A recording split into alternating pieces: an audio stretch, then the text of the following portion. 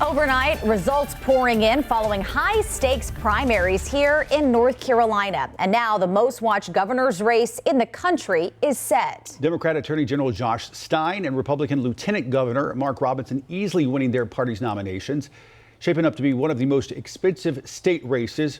Both candidates now look to November. As your governor, I will keep working to lower costs, raise the minimum wage, and cut taxes for working families. The vision, the call, the mission is to grow this state, to grow its economy, as we like to say, from Murphy to Manio. The big headline nationwide is looking more and more like a rematch between President Biden and former President Donald Trump. Mr. Trump dominating here in the Tar Heel state.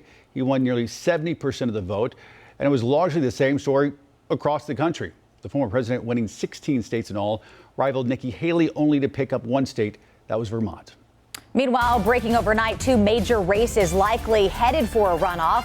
In the battle for the Republican nomination for lieutenant governor, two candidates remain at the top. Hal Weatherman receiving the most votes, with Jim O'Neill trailing behind in a race with 11 candidates.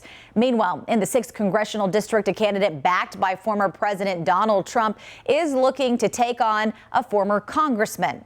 WCNC Charlotte's Richard Devane following the race between Addison McDowell and Mark Walker. And Richard, voters in Rowan and a portion of Cabarrus County will likely head back to the polls in May.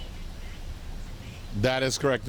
They will be back at the polls, those voting for who will represent them here in District 6. We're in the downtown or near downtown Salisbury. That's because there's no Democrat running. Kathy Manning did not decide to run for re-election after this district lines were redrawn, leaving the Republican candidate who wins as the person who will represent District 6. Now, as we look at video, we can tell you that this video is actually of last night of Mark Walker's campaign. We won't know until May, as you said, who will win the race for the North Carolina 6th congressional district in what was one of the more crowded races, 6 candidates in all. Neither former Representative Mark Walker nor first-time candidate Addison McDowell gained 30% plus one during yesterday's primary, and now they're in that runoff. McDowell, or the probable runoff, I should say. McDowell, a former insurance lobbyist who's also worked on campaigns for Ted Budd and others, had the backing of President Donald Trump, which was enough to help him get the most votes. Walker finished second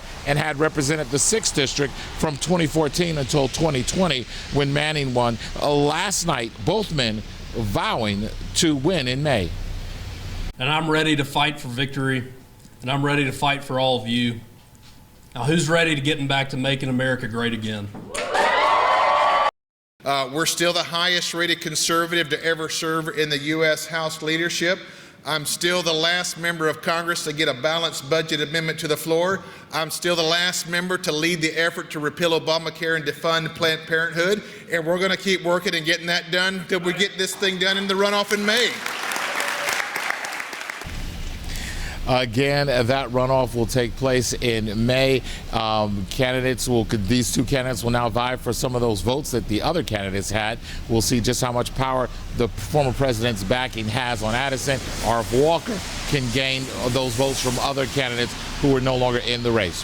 We're right here in Rowan County. Richard Devane for WCNC Charlotte. All right, Richard, thank you. We appreciate it. Of course, there are a number of really tight congressional races, including this one. This was District 8. Mark Harris making a political comeback, getting just above that threshold of 30% to avoid that runoff, beating Alan Balcom and as well as state lawmaker John Bradford. And then over in District 10, this was another tight one, but Pat Harrigan getting out with 41% of vote. This one hit a lot of airwaves with a lot of commercials over the last couple of months. You probably recognize both names there, Pat Harrigan and Gray Mills. Looks like Pat Harrigan winning there. And then finally, a quick mention, North Carolina House Speaker Tim Moore easily winning his race over in the 14th District, getting 75% of the vote there. Folks, we still have a lot more election coverage coming up in our next half hour at 5:30.